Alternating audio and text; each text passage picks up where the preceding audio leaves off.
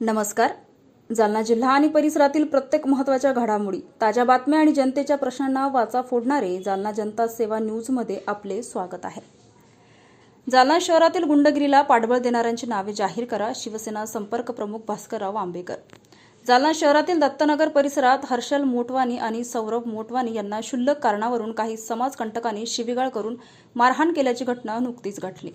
या घटनेची माहिती मिळताच शिवसेना संपर्क प्रमुख तथा माजी नगराध्यक्ष भास्करराव आंबेकर यांनी पदाधिकाऱ्यांसह मोटवानी कुटुंबियांची भेट घेत त्यांना धीर दिला. यावेळी माजी शहर प्रमुख बाळा परदेशी, नगरसेवक दुर्गेश कठोटीवाले, योगेश भगत, दीपक राठोड, अर्जुन गेही, घनश्याम खाकीवाले यांच्यासह अनेक पदाधिकारी उपस्थित होते. यावेळी प्रसारमाध्यमांशी बोलताना भास्करराव आंबेकर यांनी जालना शहरातील वाढत्या गुंडगिरीबाबत तीव्र चिंता व्यक्त केली. गुन्हेगारींना कायद्याची भीती उरलेली नसून अटक झाल्यानंतर त्यांना सोडवण्यासाठी काही रक्षणकर्ते तत्पर असतात. त्यामुळे अशा गुन्हेगारांना संरक्षण देणारे राजकीय अथवा अराजकीय व्यक्ती कोण आहेत याची नावे जाहीर करण्यात यावी, अशी मागणी त्यांनी केली.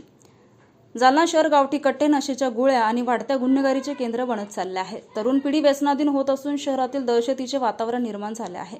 अशा प्रवृत्तींना कठोर कायद्याद्वारे आळा घालण्याची गरज आहे. सामान्य नागरिकांच्या मनातील भीती दूर करण्यासाठी पोलीस प्रशासनाने ठोस आणि कडक पावले उचलली पाहिजेत, असे आंबेकर म्हणाले. नवीन पोलीस अधीक्षकांच्या नियुक्तीनंतर नागरिकांमध्ये आशेचे वातावरण निर्माण झाले असून महिला, तरुणी, व्यापारी व सर्वसामान्य नागरिकांच्या सुरक्षिततेसाठी पोलीस प्रशासनाने अधिक प्रभावी कारवाई करावी, अशी अपेक्षाही त्यांनी व्यक्त केली.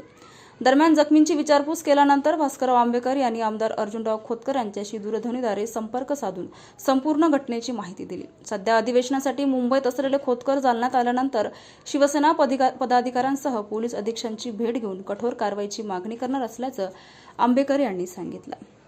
अशाच विश्वासार्ह बातम्यांसाठी आमच्या चॅनलला आत्ता सबस्क्राईब करा. इंस्टाग्राम आणि फेसबुकवर फॉलो करायला विसरू नका.